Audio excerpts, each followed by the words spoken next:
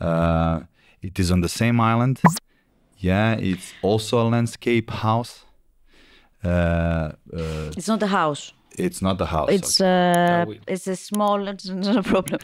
It's we say house. It's 3 small houses. Yes, it's a small complex of boutique hotel, let's say, or something like that. 3 small houses. 3 small houses, but on the same island near the city.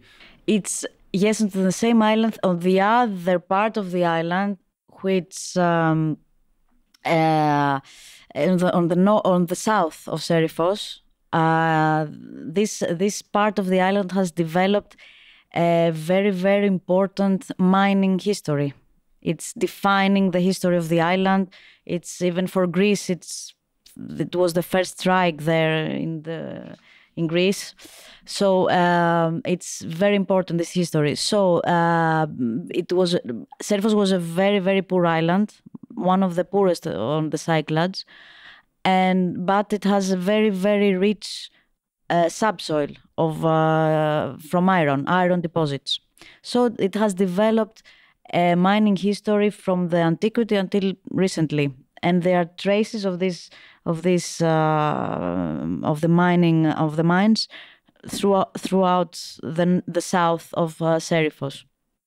So what we did is we created we wanted to revive, let's say, a housing scenario underground, and we tried to identify and analyze the geometry of those traces that you see around, and we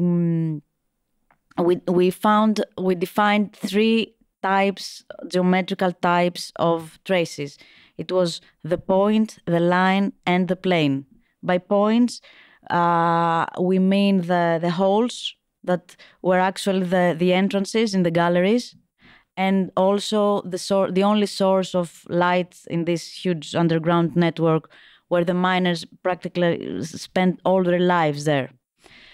And then on the surface, we have very sharp linear cuts that are inserted dramatically in the landscape, that are formed from the railway tracks, from the wagons that were taking the iron deposits to the ships. And these lines were creating flat, huge surfaces on the sloped terrains. And that's what we did. These 3 elements we used in the design. We created 2 angled lines that in sequence they created 2 surfaces. We placed the houses under those, and then we subtracted masses, orthogonal masses, from those surfaces, creating patios that inserted light and allowed the air to circulate through the spaces. And the entrances for the lodgings are also from the terraces. So they indicate, let's say, this new level of habitation underground. You're just witnessing, the descent into the underground, and that's it. With an analysis of the landscape, we created like a very simple context that also responds to the brief and creates very pleasant spaces, protected from the sun, from the air, the wind, etc. And it has this. I think I said a lot of things. No. It has this. You wanted to say something else. It had this to finish. Okay, I can jump. I forgot. Okay, I'll jump in with my, let's say, personal view, if I may. It's really interesting for people to see, especially architects, I would say, but also people who are maybe not architects. One might say, okay, those are 2 underground houses, but you applied. You had the same intention because you were following the spirit of the place in a way, but then slightly different strategy. In a sense that you switched up the geometry, or let's say the reading of the context, and it gave completely two different results.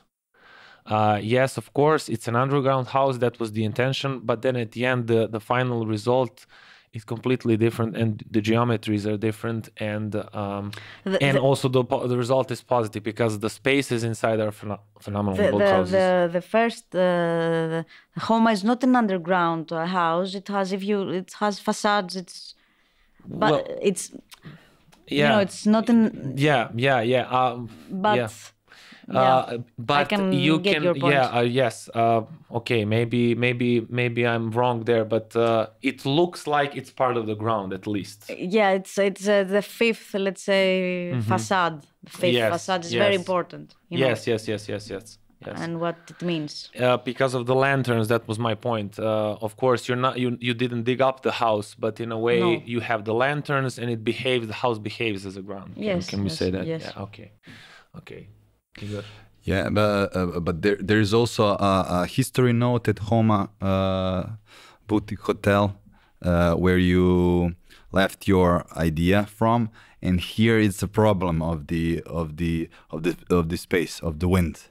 So the wind concluded the rethinking of your idea.